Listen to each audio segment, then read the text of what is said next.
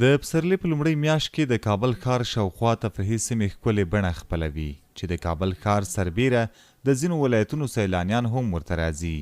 دا د کابل کرغې بند اړوند تفریحي سیمه ده چې خلک ورته د تفریح کولو لپاره راځي.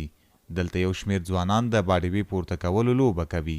ځینې یې له کورنۍ او دوستانو سره د منظرې او میلې کولو لپاره راځي. میوند نیازی دلته له خپلو ملګرو سره د تفریح کولو لپاره راغلی دی.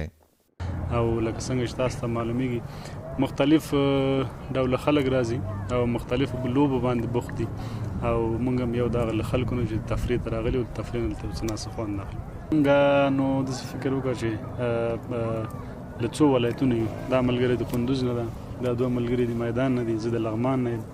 نو اوسېږم د کابل په مختلفو ځایونو کې. یو بل ته مو ټلیفون نه سره وکړه، حواله مو سره واخیستو ول چې لږ به مو ساعت هم تېر شي او دا د تفریح دپاره دا ځای مناسب ځای دی په اوسنۍ وختونو. سمیع الله الکوزی له خپلو ملګرو سره د میلې کولو لپاره راغلی دی.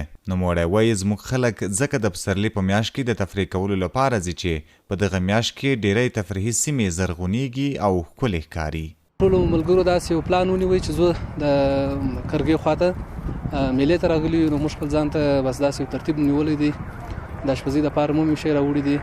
نو بس 15 الی 20 نفره ملګري یو دلې راغلي یو. نوی کال خو نو طبعا خبره ده چې نوی کال رانوی کېږي، پسرلی راځي او پسرلي سره موږ او تاسو ټول افغانستان کې داسې یو حالت او داسې یو موسم راځي چې هغوی څخه هر څوک که غر وي که دره وي، مثال که اوبه وي که دشتونه وي، حتی دشتونه چې موږ او تاسو په نورو موسمو کې دشتو ته نه ځو، خو په پسرلي کې دشتونه هم شنه وي، غرونه هم شنه وي. محمد آغا چې د کندهار ولایت اوسیدونکی دی دلته د تفریح کولو لپاره راغلی او په کابل کې له خپلو ملګرو سره یوځای شوی دی. نوموړی چې د هېواد ډیرو تفریحي سیمو ته تللی دی د نورستان او کونړ په اړه داسې وایي. زموږ ستاسو د افغانستان دا خو ولایتونه ټول ښه خوند کوي، که د جنوبي که د شمال ولایتونه یې ټول ښه خوند کوي، ځکه د پسرلي په موسم سره زموږ ستاسو ټول افغانستان ښه خوند کوي.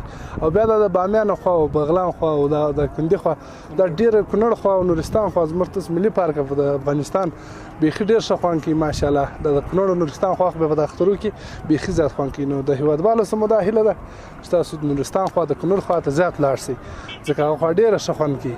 او کوم زموږ خارجي ورونه چې په خارج کې زموږ داخلي ورونه افغانان ورونه د هغو سم هم دا هیله ده چې راسئ دلته الحمدلله امنیت دی، هېڅ مشکل هم نشته، ستاسو د سر د مال د ټولو حفاظت کېږي انشاءالله. دا چې تفریح د یو انسان لپاره څومره اړینه ده او یو څوک چې دنده هم لري څنګه د تفریح کولو لپاره وخت ځانګړی کړي. په دې اړه د کابل ښاریان چې د تفریح کولو لپاره راغلي داسې وایي. لکه څنګه چې انسان لپاره خوراک ضرور دی، همداسې تفریح هم ضرور دی. هر انسان باید هڅه وکړي د خوراک او د ورزش ترڅنګ په اونۍ کې یا په 2 اونۍ کې یا په میاشت کې یو ځل نږدې سیمو ته یا چې وسه ورسېږي هغو ځایونو ته چې هغه ځایونو ته ولاړ شي چې هغه د تفریح لپاره مناسب نو ډېره ښه ده. د افغانستان وګړي په عموم کې تفریح ته ډېره پاملرنه نه کوي، خو بیا هم موږ کوشش کوو چې تفریح وکړو. زه خپله په اونۍ کې 1 ورځ الی 2 ورځې حتما تفریح کوم یا راوځم.